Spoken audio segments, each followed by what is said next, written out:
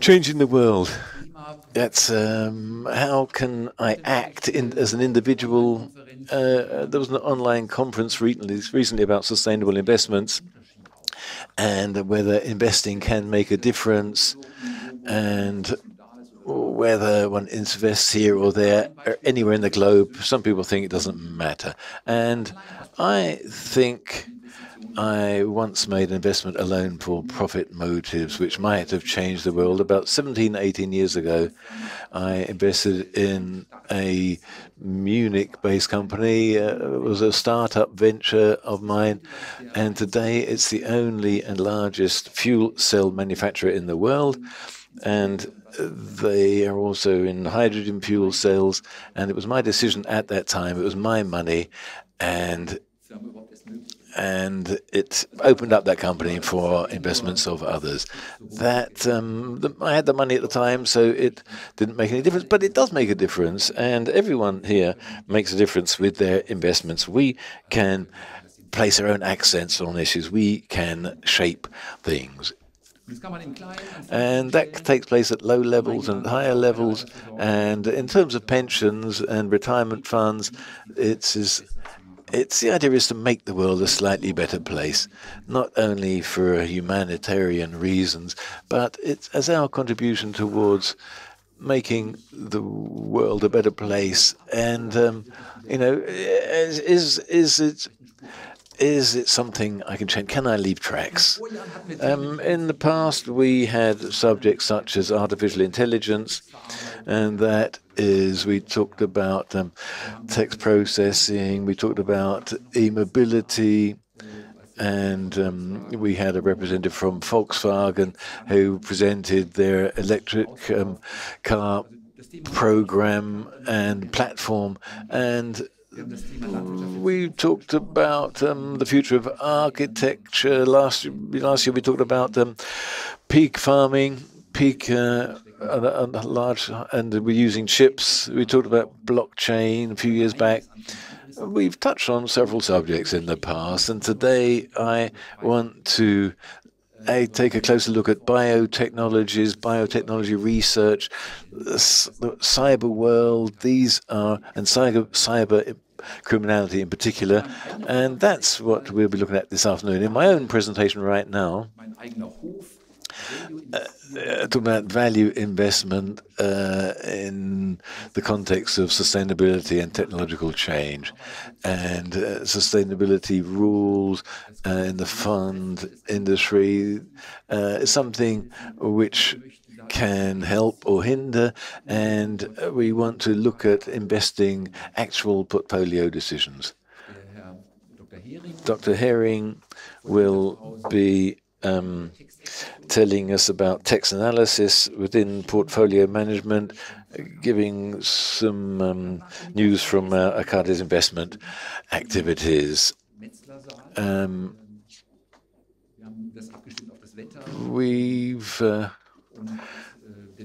The food today will be just in the same building, just a few flights up, unlike last year. After that's very nice up there if the weather's nice. And after our lunch break, don't be shocked. We're going to be touching on cyber criminality and individuals in a networked world. And I'm trying to keep the number of shocks down every day. So I don't know how many countries have been hacked so far in the world, but it's definitely a very interesting subtopic and very much current. And then we're going to look at medicine and individualized medicine, and that's going to be a trend we touch on this afternoon. We are going to be spoken to by Professor Mulch, and he's at the going to talk about climate change and biodiversity loss, and in this case about yeast. How can yeast be reprogrammed? So that's green, white, and red biotech. These are the colors of the bioreactors. And later on today, we're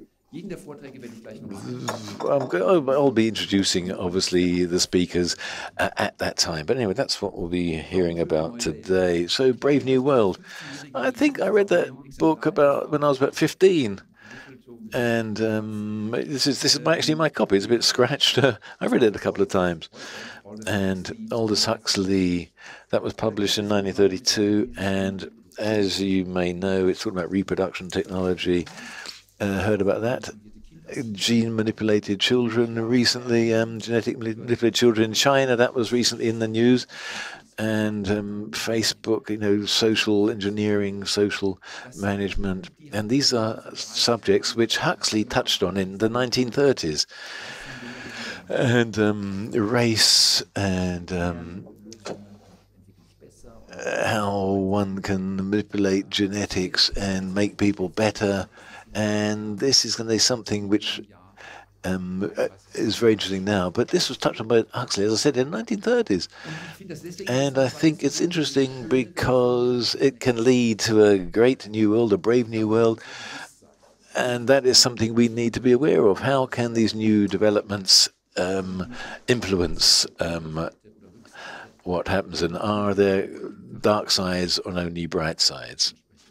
These are subjects which I will be touching on as well. So the main recurring theme today, we are in a time of great change, and the world has accelerated. It's everything's speeding up. It's not only a feeling, it really is like that. We have business developments that are speeding up. The speed of learning has sped up, and it's not surprise then that we have developments which you can hardly keep up with as a human, as an individual. It's almost impossible to keep up with everything. And the question is, can we gain from the positive developments, or will we suffer from the negative aspects? Technology is a tool which can help shape the world for the good, and it's not only the goodwill that is important. We need to have results. Well, one of my favorite sayings is that this is from Faust, from Goethe's Faust, and my intentions are important.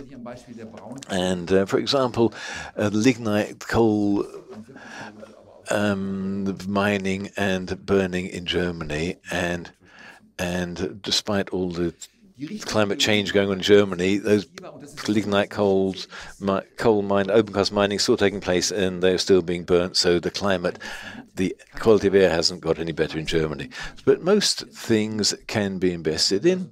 Lots of different companies are available in the markets, but not all of these cutting-edge companies are overhyped or too expensive, and there are good future markets available. And so, which companies will be present in the future, and what about being compliant with the compatibility targets? So can one always act in a sustainable fashion and invest in a sustainable fashion? ACATIS is developing very well at the moment. You can see this from this bar chart, and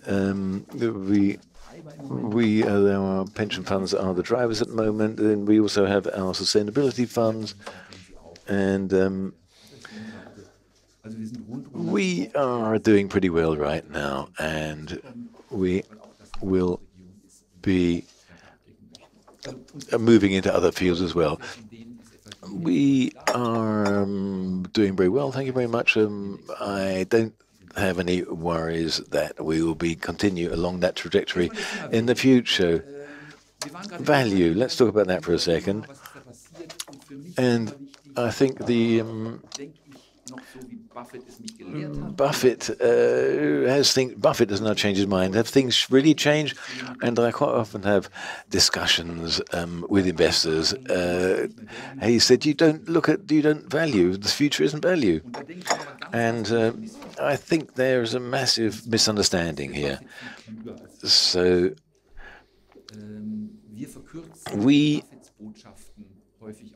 we quite often reduce what Buffett says, it's often reduced to meaningless, few meaningless words, and quite often what he said actually makes sense. And people didn't think that value index investment and the value investments, Buffett said, in fact, you have to have a good earnings price-earnings ratio can be important, and that is a good value to be go by, the price-earnings ratio. Value is good. It makes you feel better when you do value investments, and so if you invest in a big name, in a good name, that is always going to get you results. And if you always share the same opinion with everyone, and the value has nothing to do with feeling good or a consensus. And sometimes it's good to get dirty, get yourself dirty in order to get the best results. So the time horizon is a different one. So you can sometimes value investors need to maybe take a longer term approach, but they don't always need to share the same understanding. What does Buffett say this year? What does he say in 1929? In 2019? Why did he invest in Amazon? Why did Hathaway invest in Amazon? It wasn't him, it was Ted or Todd. He didn't know which one, or was Ted or was it Todd. And they invested 13 billion. And he doesn't ask about that, what they were doing. You know, then they bought Apple and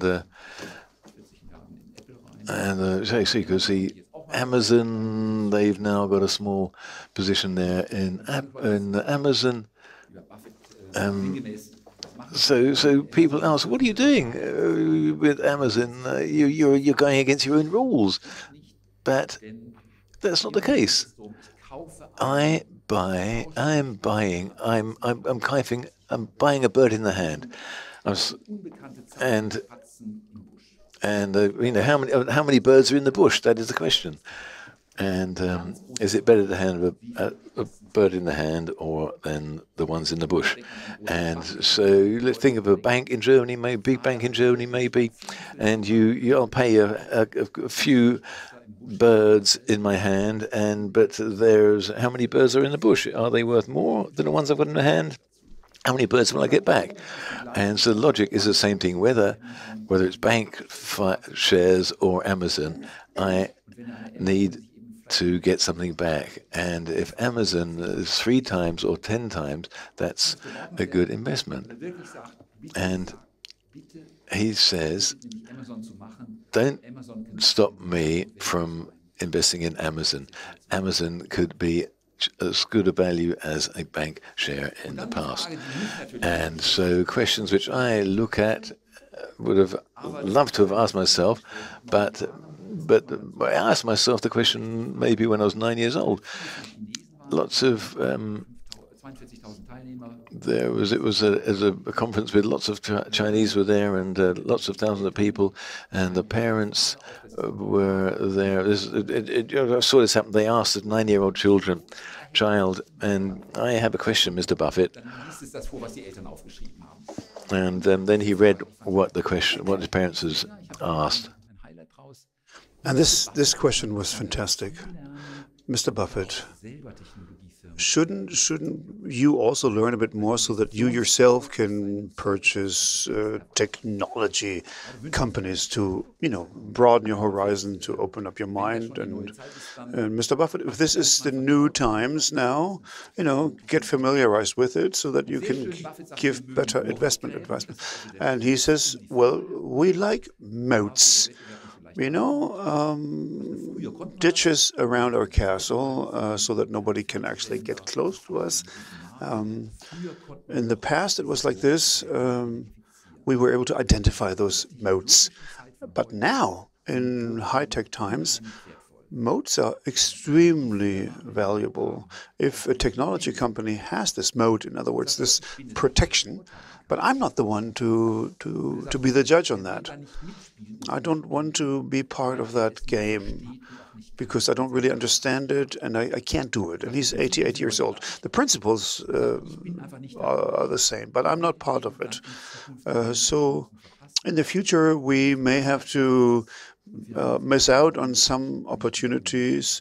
I have also missed out on opportunities in the past, and we have made mistakes. That's a fairly great statement. So, technology, and moats, to continue with that image, may be good. Well, he just had another lease signed for another 20 years. He's 88, his wife is 90, and he says, let's say that Berkshire Hathaway is going to remain stable. So only in terms of technology, we should look somewhere else. That's what he says. So we say, okay, at ACATIS, we can try to work into this. You know this image already. Value investment lives off the fact that things normalize. I buy a share at a book value, and then I assume that eventually, I can sell it as a profit. So I buy it at 5 and hope that it goes back to 10. But this may not happen nowadays. Now, if, for example, in the 1960s, I would have bought a record company thinking, well, everything is going to be great with records. Well, at the very latest in 1985, that dream would have been over. And if in 1985 I would have banked on CDs, not too far from here, they're being manufacturers, hoping that they will be running forever. And then it was the next one, iPod.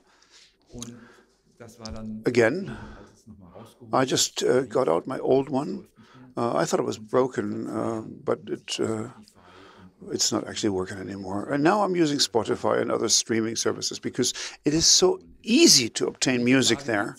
And when I say, well, the CD will come back, well, some things simply do not come back and they will not improve.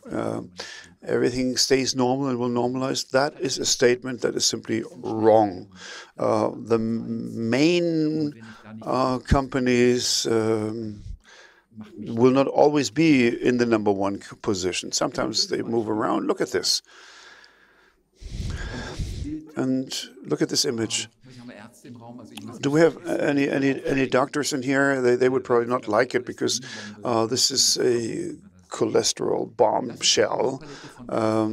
This is the product range of Kraft Heinz, and it's another investment of Buffett that he did with 3G. And what do we see here? We see Vita cheese from Kraft, Philadelphia cheese. Then we see macaroni and cheese from Kraft as well. The mayonnaise is from Heinz. Not so sure. Ketchup from Heinz as well. And then we see that horrible sausage from Oscar Mayer belonging to Kraft Food International. So, as you see, somehow they are not selling state-of-the-art nutritional value. And the thing is, they say people always like to eat fatty and sweet and salty. Well, that's not really true. This may change too. And Kraft Heinz had a depreciation of 15 billion. Book value, immaterial book value was 100 billion. 15 billion they simply depreciated because they said the brands are not as strong anymore as in the past.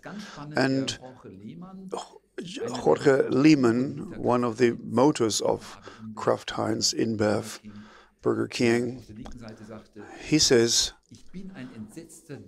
I'm a horrified dinosaur. I used to live in this beautiful world of old brands, but today, when I walk through the supermarket, I see new brands left, right, and center. We used to buy a brand and we thought this would last forever. And now we simply, have to deal with the new demands of the clients. And this is, one of the rich people of the world. He says, my recipes do not work anymore. Staying on the left-hand side, he then said, he also, owns the largest brewery in the world, AB InBev, and they went for drinks and food with the board members of the 200 brands that they have. Not a single one was from us, the one that they sold at that restaurant. So you see, this beautiful, nice world of the old brands is gone. The ketchup tests, Heinz, somewhere in the middle, they said they still have some ketchup from Heinz there, but, they have their own brands. Kirkland at Costco, in 20, 30 years, it's bigger than Kraft Heinz by now. A no-name brand. So just imagine that. So where you thought that you were safe because people will always consume, you see, even there you can make mistakes. And then back in January, it was in February, I was at a conference at the Goldman Sachs conference in San Francisco, and there was a guy from a company that I don't even know, Lem Research it's called. And he says, how are you being perceived, wrongly perceived? And he had a computer chip business. People do not really understand the strength of this business. We have 56,000 chambers out there. A chamber is something that you use in making chips. That's where you add some chemicals on the chip. And most of these chambers are making money. So I have my maintenance contract. So for 56,000 chambers, you keep getting business. So it's a continuous sector of growth. It's a great business model, super cash, and high value. It's a good cash cow, and it's very sticky.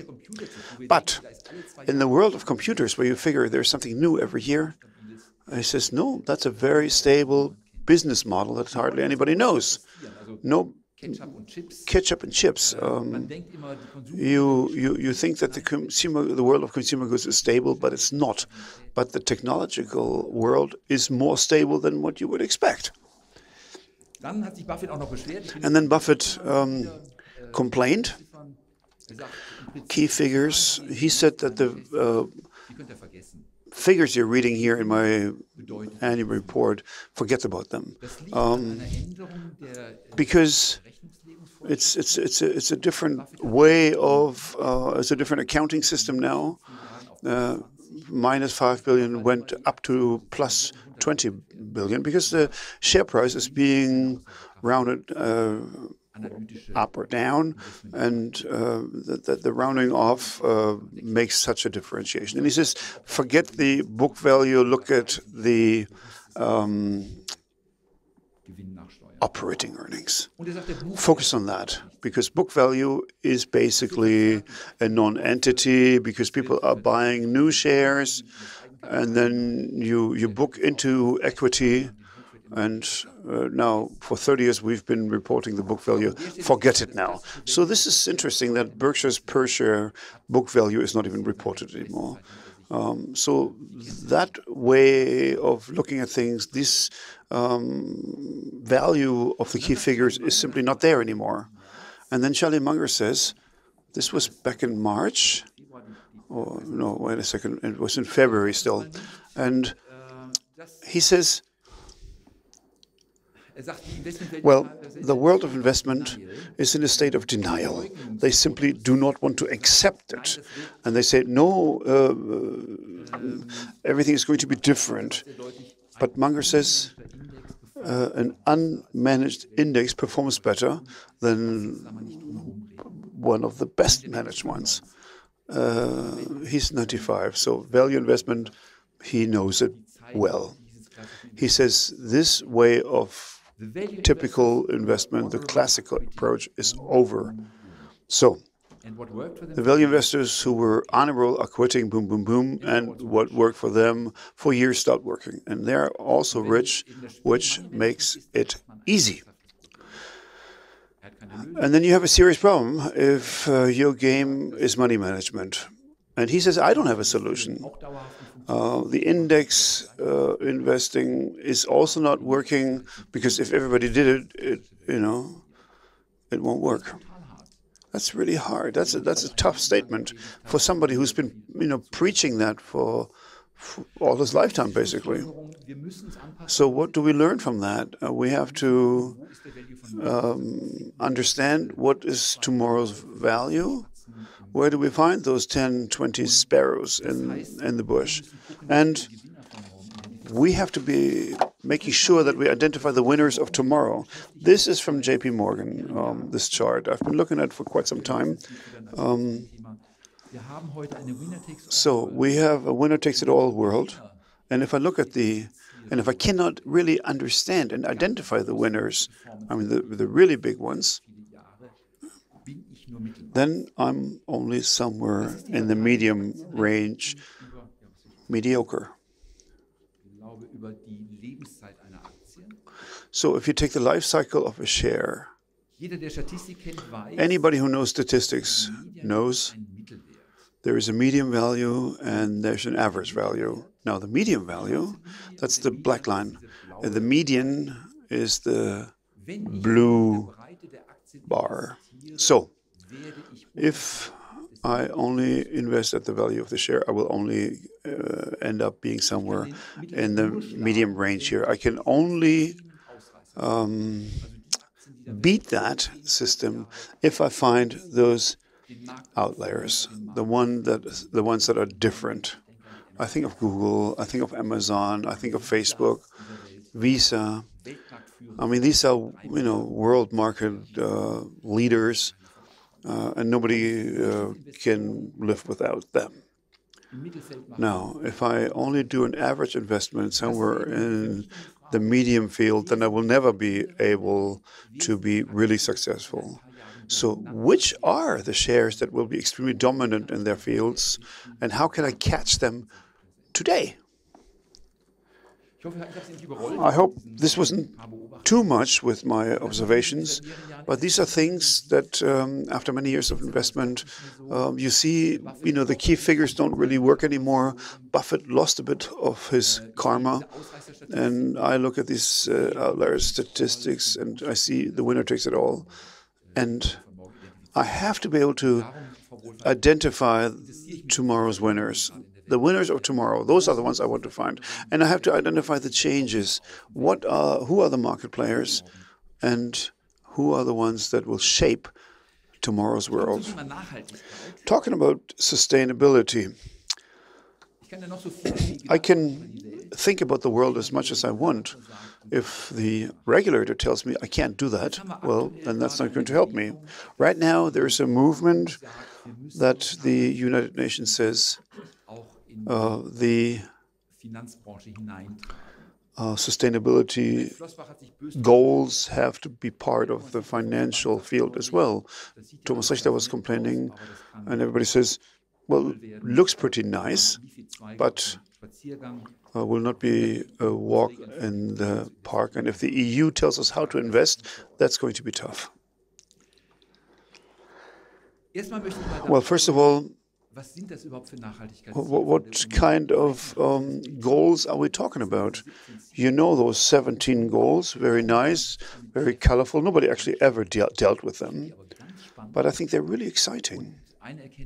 And we can work with these goals in our investment business. After this block, I should like to pick two of them, renewable energy. Where do we find interesting developments? And then go through the individual subjects. Okay, so we hear, goes all the way from poverty, hunger, health, education, gender equality, water and health, energy, sustainable economic growth, infrastructure, inequality, urban life, consumer and production, climate change, oceans, economic systems, society. Well, most of them are tangible. Where are we? And where do we have problems when you look at this list? Quite a few. This is my own doing. The ones in green, I think that's where we're doing something already. But there's some where we as a world are actually facing problems. Number 6, the supply of water and health, inequality, climate change, oceans, and land-based ecosystems. These are areas where we have bad developments at the moment. The great thing is there are statistics for each of these fields, and those I will in fact present to you. I gave you the source, Our World in Data. ourworldindata.org. They have statistics on basically all United Nations development goals. Some of you know the book's Sectorness, and where it says, don't panic, the world is getting better every day. Poverty. Well, the poverty rate in the world is in fact declining. You still have that picture of, African children on a market, no shoes, and, with plastic bags, and then you have T-shirts from some local football club from Germany and then you have 3 oranges that they're selling. Yes, we have that image, but there's also another type of Africa. There is a middle class, just like in South America and in Asia as well. And in fact, poverty is getting less. That's good news. It's not a perfect world, but these curves, in fact, show downward. Hunger is, in fact, dropping as well. If you remember the Biafra pictures from the 1970s, well, in fact, the number of people that are, in fact, malnourished, is declining. The world has less hunger now, and the world on the whole is well nourished.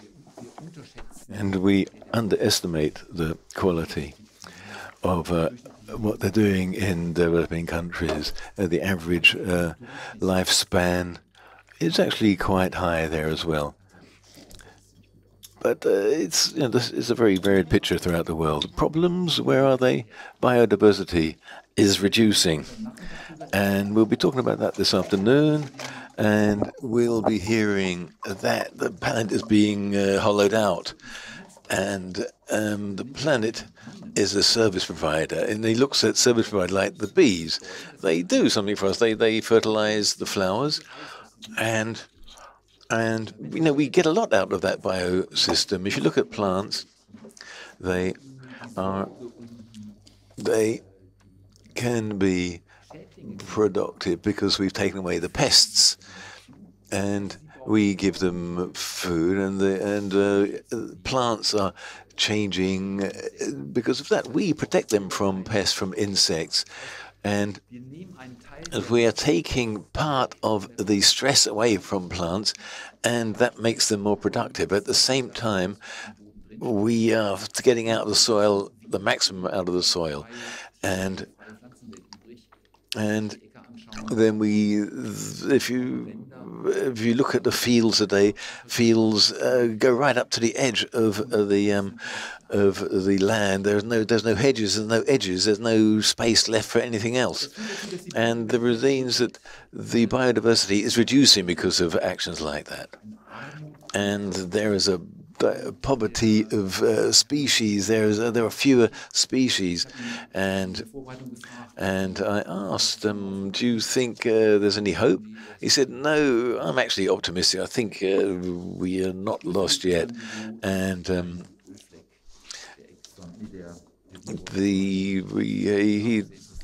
he thinks about the oil spill over the Deepwater Horizon. That is a picture he has in his office, and health and I'll say Africa is a step behind, but not that much. Education, only a few countries actually have 100% of their children going to school. Clean water and wastewater. The problem is that we use more and more clean water, the drinking water, that's going up, and but there's less of it around. We're overusing groundwater. Rain, precipitation is sometimes falling. An area I am worried about, CO2 emissions, and that's very worrying.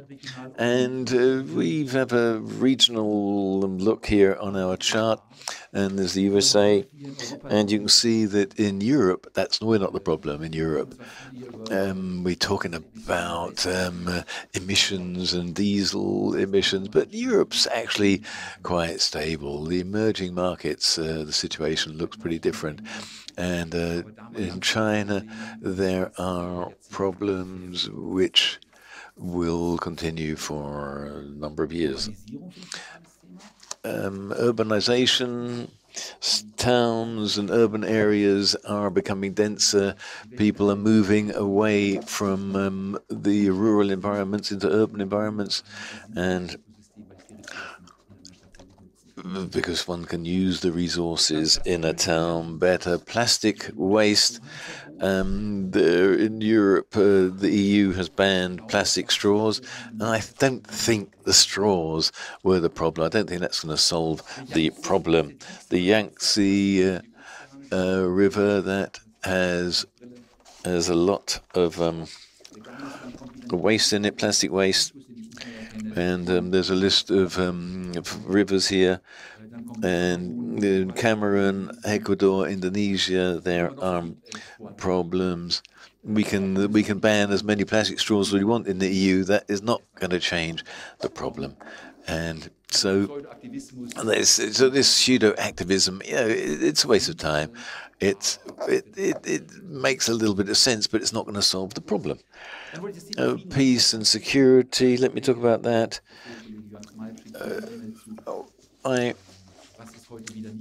What hasn't happened today? We only look at the bad news. The good news that something hasn't happened, that is not, we're not aware of that as much, because the bad news is always that which is pushed, and so we could think that no good news is happening. And these massacres which took place in the past, in the Bronze Age and in the Stone Age, and you can look at the sites where that took place. So how many people have died due to violent death in the past? And you can see that at the grave fields of these battle sites. But I don't think the natives of the past weren't good guys. They were aggressive. It was an aggressive lifestyle. Survival was what it was all about. And things have actually got better in the present day. In a civilized world, these are the deaths due to violence. And there are obviously hotspots. Mexico is there, and so the world has actually got safer over time. And military spending is reducing, so that's the good news. The UNO sustainability goals are their goals, but there's lots we still have to do. We need to take action in several areas. So investment, where can we invest? And let me talk about CO2 emissions again. And there are targets we need to achieve, and how are we going to do it? So we have assessed, done various assessment, and there aren't that many companies which are actually touched on by the statistics.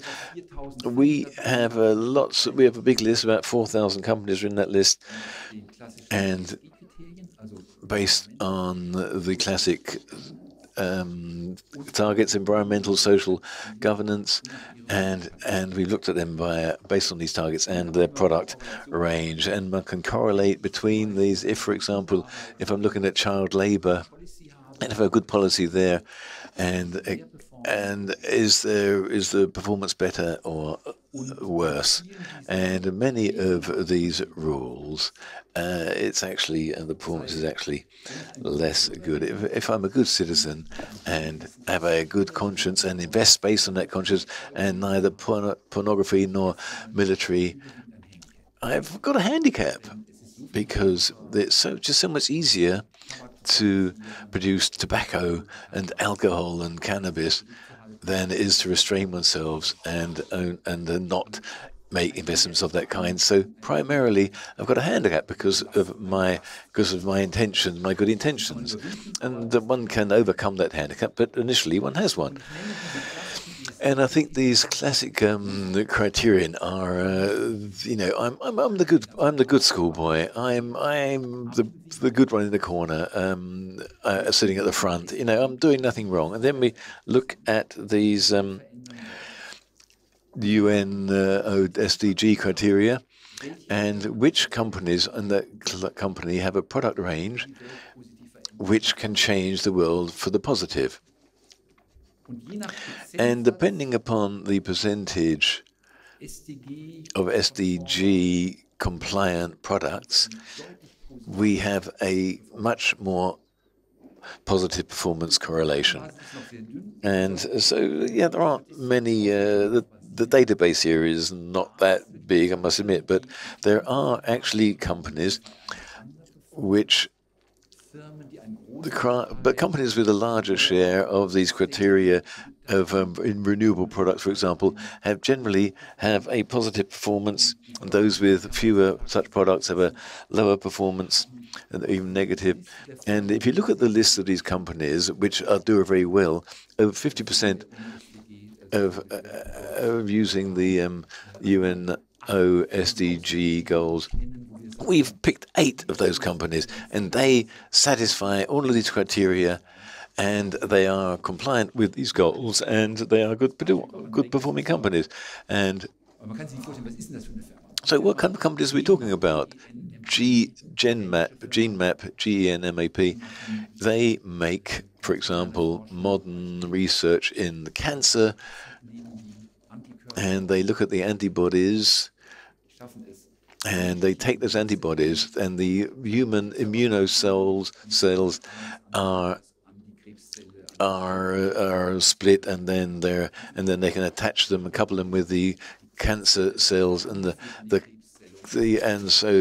that creates positive results. It also positive financial results, and because it looks into new cancer areas, and if I have shares in that company, I'm doing nothing wrong. I've complied with the SDG criteria, and I've also will be getting a good return on my investment. So these UNO criteria are perfectly acceptable, and so you can change the world for the positive and also earn some money.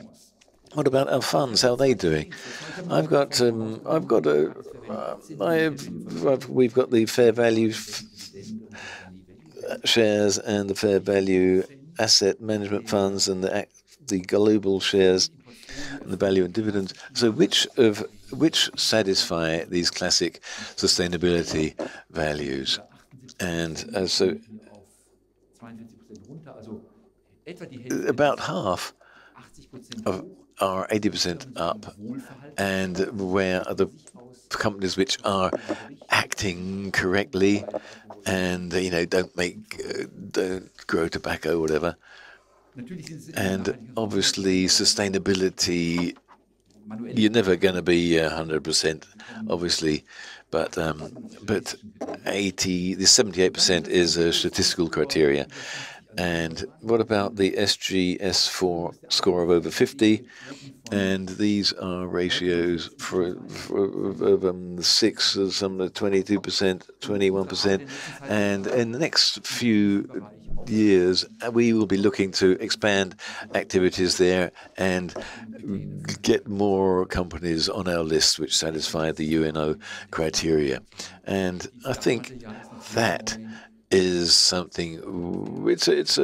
The start capital is there, and I think it's the place where we'll be focusing on in the future.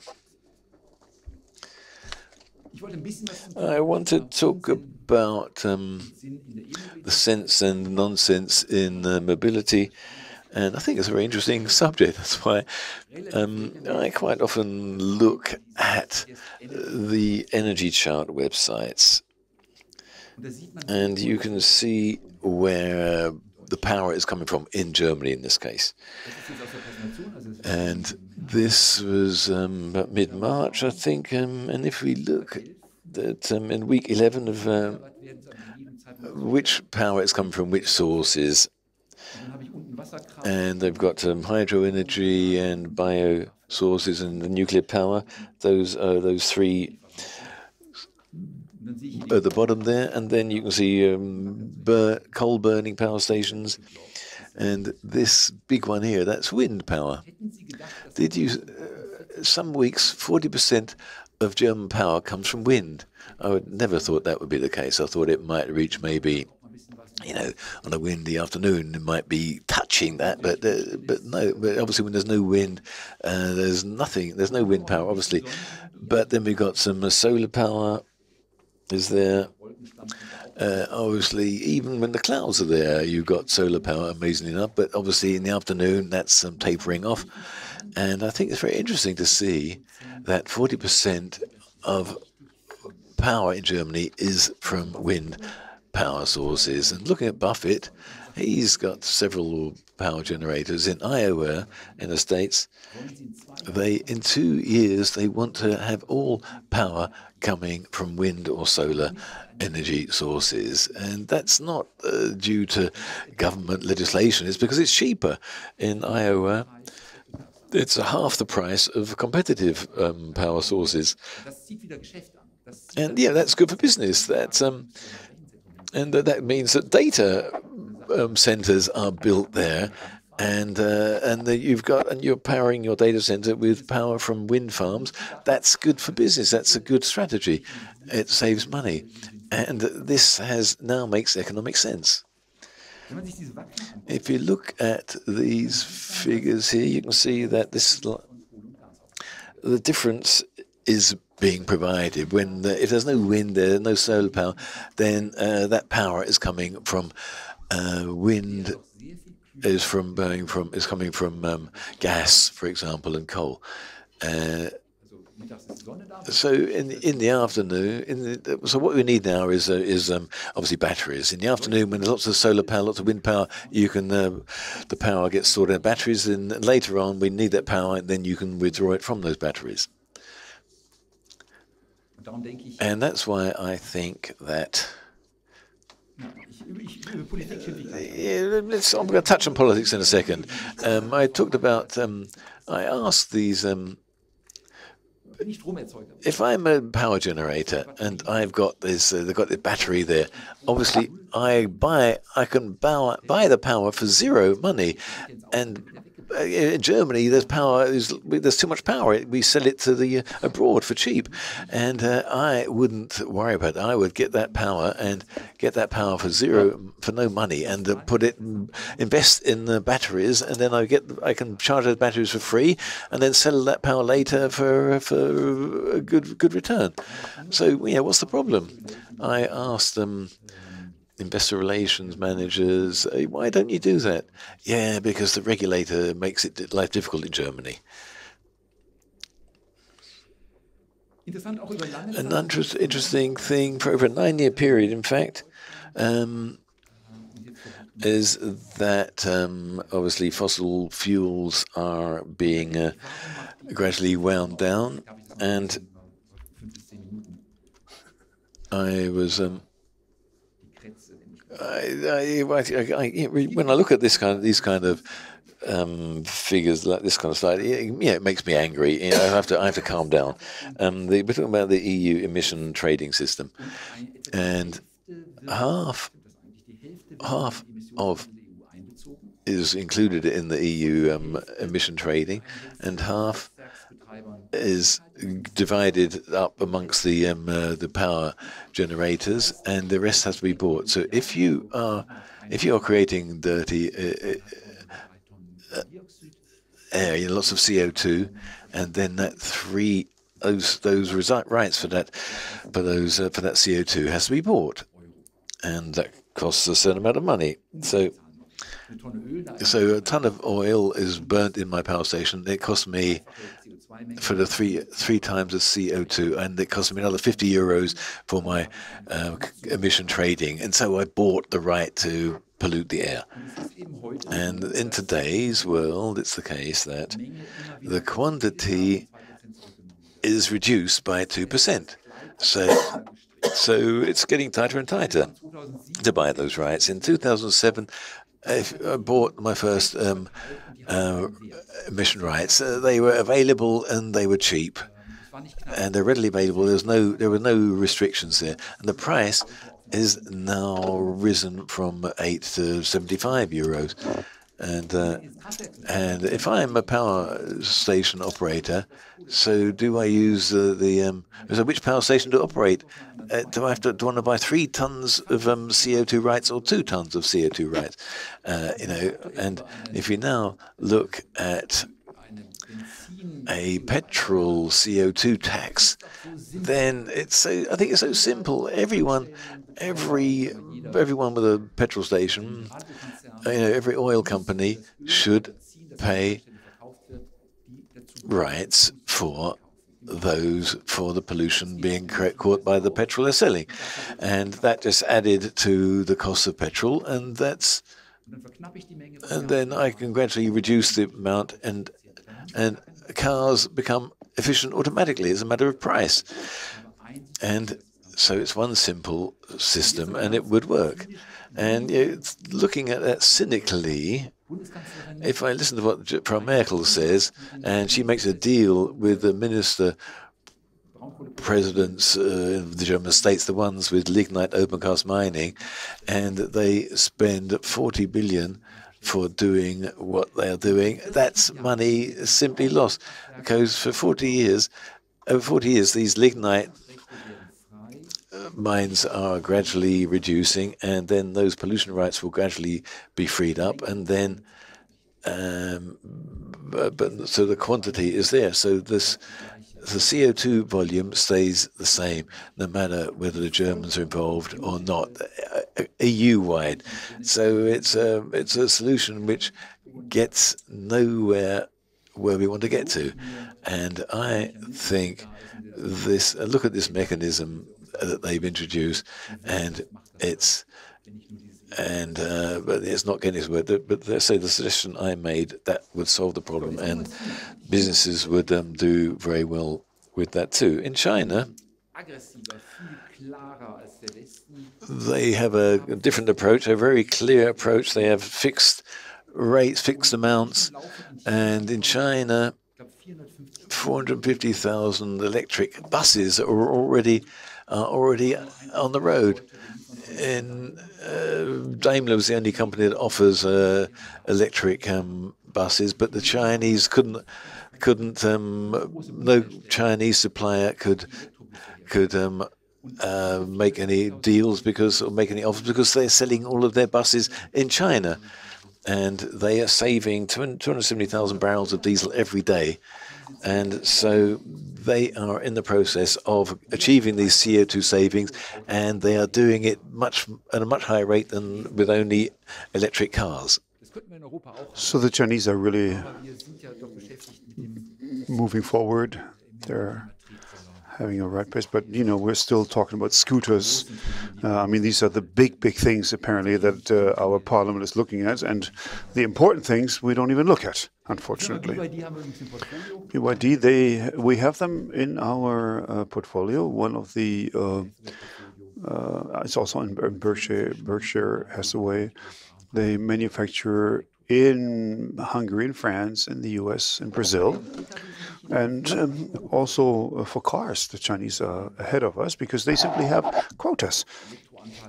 There must be a certain amount of electrically powered cars in their range. And the Chinese demand of Volkswagen that some of their cars are also electrically powered. So now Volkswagen is doing it not because they their electrically powered cars are so great, but they must be able to enter the Chinese market. And no matter how we discuss this in Germany, they're simply doing it. So the Chinese are showing us the way while we're talking about scooters. And about 4 road sections in Hamburg of 300 meters in total that are being closed off because of an excess of CO2. We think this is happening. We think that the Chinese are pointing us in the right direction here, if we like it or not. That's why we have NIDEC. Dr. Hamper saw them in Tokyo. This is the normal combustion engine, state-of-the-art, very modern metalworks and camshaft and air filters and what have you. Everything's in there, but we don't need that anymore, because once we get the e-motor, it looks like this. This is 500 kilo, that's 83 kilograms, that's 5,000, that's 1,500 euros. So it's obvious that the electric car is going to impose itself. It's simpler. Batteries are expensive, but the prices are dropping. Last year, we were at Porsche in Leipzig. Beautiful German technology, incredible to just watch that. But then again, part of that I won't even need anymore if we have that electromotor, and then it's actually put right into the wheels. So I don't even have a central engine in the car, but it's inside the wheels. We're not quite there yet. NIDEC is a Japanese company. I asked them back then, why not Bosch? They can do that too. They said, yes, but this is 90 kilograms. This is 220. This is 2019. So the Japanese are faster. And we can invest into it. The company is great. Not only cars, but also PCs, fan motors. So it is all compliant with the EU criteria. And I feel comfortable with this kind of investment. So we have here W strict scope. So in a battery, you have, the separate foil in the middle. And there are 4 or 5 battery companies in the world, CRTL in Chinese, Silicon in China, 3 Koreans, Elbican, Samsung, SDI, and SK. And then Panasonic in Japan. Those are the big ones that actually rule the world with their batteries. So some of them manufacture the cathodes and the others the separators. And I mean, if you look at the aerial shots of their factories, they're incredibly large. And they simply doubled the volume for this year. So e-mobility is kicking off now. And, this is going to be mass business. It's not something special anymore. It's not a niche. And when we're talking about recycling, isn't that all terribly dirty? Of course it is, but it's getting cleaner. So there's Umicore. They do recycling of cathodes, and this is a very explosive blend, but once you take out nickel and cobalt, then you have an ash, and that is, again, a raw material for lithium production. So it's in the next battery. So it's all pretty dirty, but in the moment you're able to recycle it, that's good. Johnson Matthey and Umicore, and one of them we have in our portfolio. Yeah, and a bit more of the future, and then I will actually come to the end of my basic presentation. We think these old visions are visions. No, just last week I saw this company in London, Volocopter. Lilium was in the news as well. The CityJet, fully automated. You think it's science fiction until all of a sudden you see them up in the air. They want to have this helicopter in the market, Lilium. They want to have it in regular flights in 5 years' time, with a tenth of the current need for battery power. They still have pilots, but in the long run, they are autonomous. So they will take you to the airport a bit more expensive than a taxi, but a lot faster. So this is not science fiction. We're just at the point where this is getting reality to be reality. Recycling, again, that's a big one. We like Aquafil from Italy. They can recycle these fishermen's nets made of nylon. Okay, you can of course prohibit their use, but you can also tell fishermen, look, we give you money if you send them in. So instead of simply cutting it and dropping it in the ocean, they are happy so that they can actually return their nets and get some money for it. So these are things that help us enormously to get a handle on some of these environmental problems. So don't do any, scooter policies, but give them proper incentives. Okay, this is the future of the investors: nutrition, mobility, communication, energy, health, retail, production of merchandise, also hotels, travel, consumer goods, and of course money and safety. So, when we invest, we like to be sustainable, and even if it is in the long term and changing the course of the world, well, that's something good. I would like to present this afternoon's presentations and tell you why we have chosen them. This is a picture from Miami Airport. Lufthansa has now introduced facial recognition at their counter in Miami. So you go through the barrier and you don't need a boarding pass.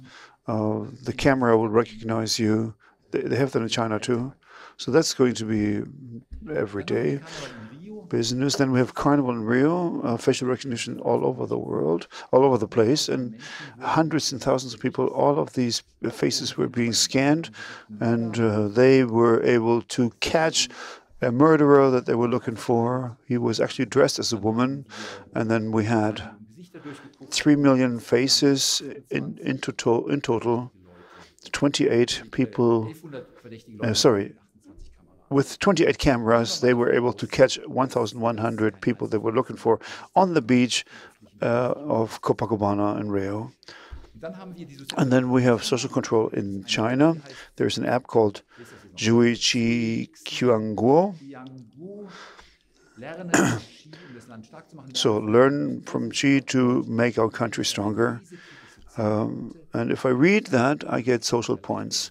And, if I want to buy an apartment or rent an apartment, they give me bonus points for having read those party programs. And if I have to collect points for 20 minutes, and then I get bonus points. And that's some kind of points. And since this is such a big thing, Mr. Krieger from Chaos Computer Club will actually talk about control in China, and we will talk about that after the lunch break. And now I hope that you're all getting scared this afternoon, cybercrime. Well, you read in the paper that the boats near Putin's dacha cannot actually send out or receive GPS signals. I think there's 5 GPS systems: the American one, the Russian ones, the European one, Galileo, and Indian has something else. So 4 or 5 different systems. And he actually destroys all of them near his house, and people simply do not receive the right signals anymore. And all it takes is a unit of 300 euros. And it actually is scary because you don't know where exactly your ship would be. So this interfering transmitter, this jammer, will in fact make positioning impossible. And now you have the example of Venezuela. There was a power plant that supplied 80% of the power for Caracas. And I mean, to actually take that out is a piece of cake. It's easy. So all of the energy providers, the utility companies, have been hacked in Venezuela. Chaotic situations in the hospitals, no gas, and the airport is not working. Yesterday, people are in the hotels without any water, without any electricity. Also, no. Even a gas station, of course, needs a pump. So nothing works.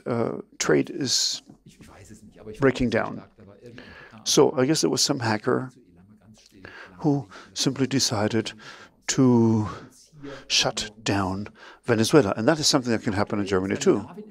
Scandinavia is a favorite target for hacking. Norsk Hydro, they have the world's biggest aluminum production, and they suffered outages after a cyber attack.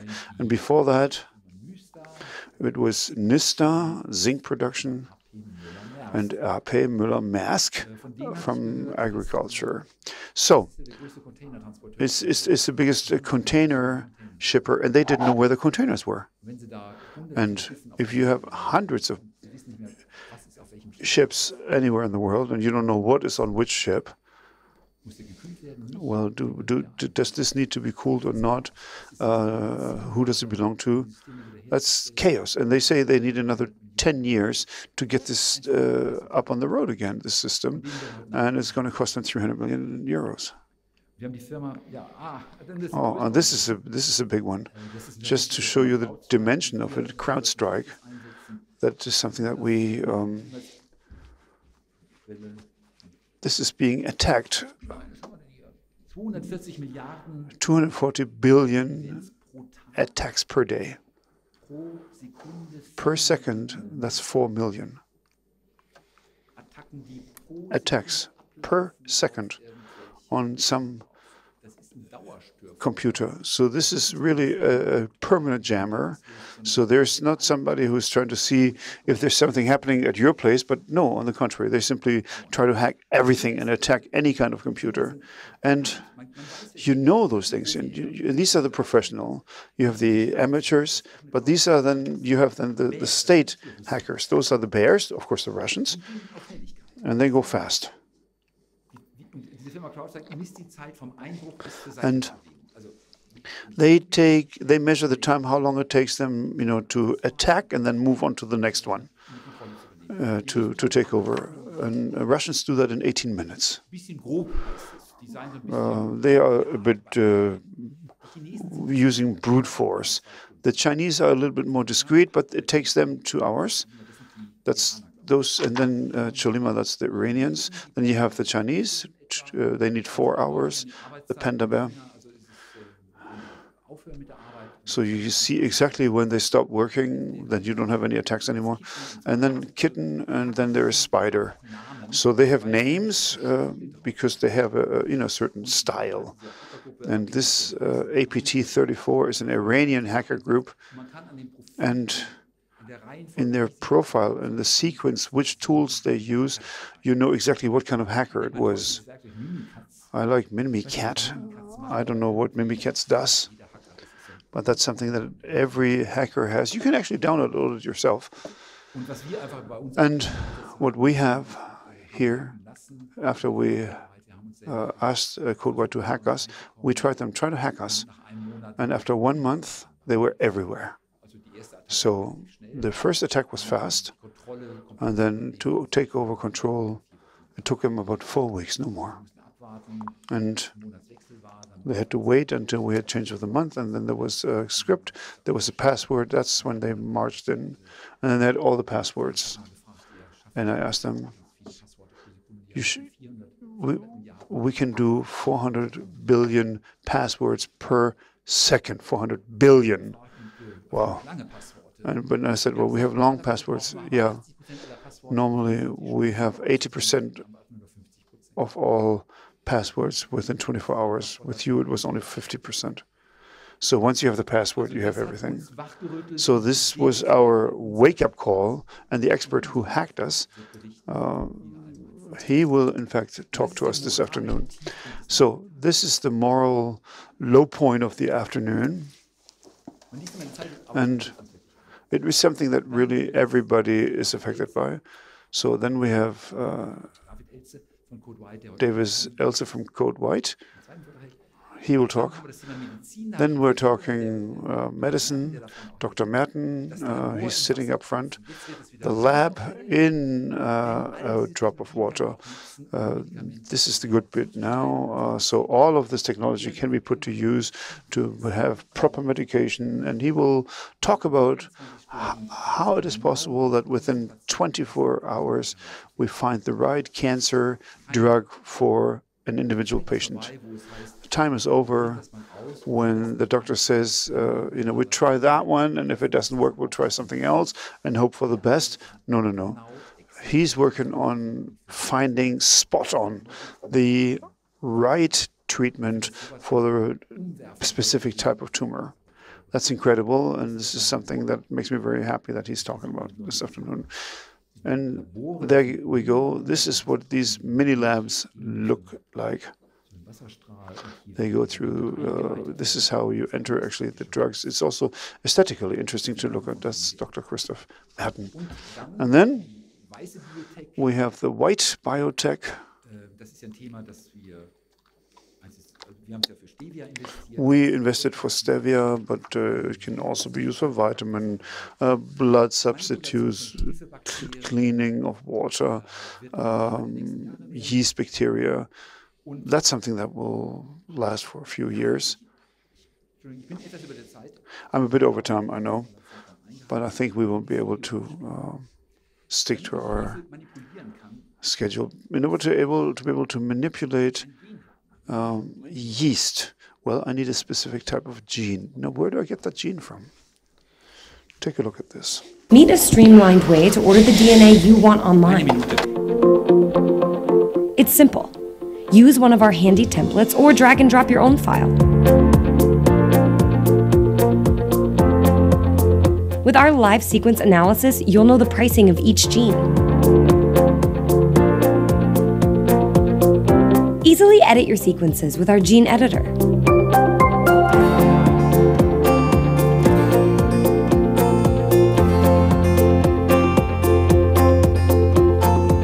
Choose between gene fragments or clonal genes. Simply check out. We'll verify your order and keep you updated. You design it, we build it.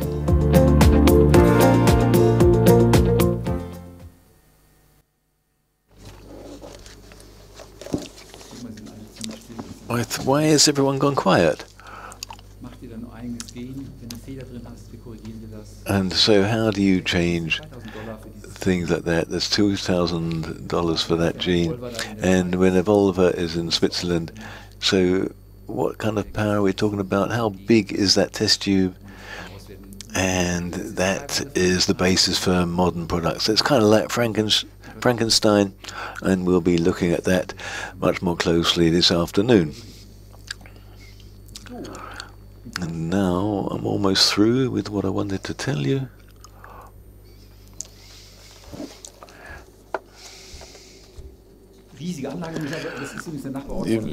Major industrial plants in Cargill here in this case, where stevia is produced. It's massive facilities. This is aerial photo 100,000 trucks arrive every day, bringing in corn and maize and making lactose and sugar and obviously the sweetener. It's a massive industry. And right at the end of the day, we'll be hearing from Professor Mulch, and he will be looking at biodiversity, climate change, and he's got all his facts lined up.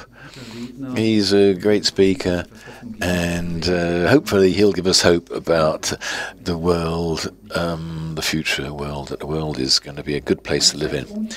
My time is over for right now. Obviously, we'll be hearing from my wife later on. Now we're going to listen to Dr. Herring. He's going to be talking about our machine room here at ACATIS. My wife, we'll be hearing from her later on. I don't want to introduce her now. We'll be hearing from her later.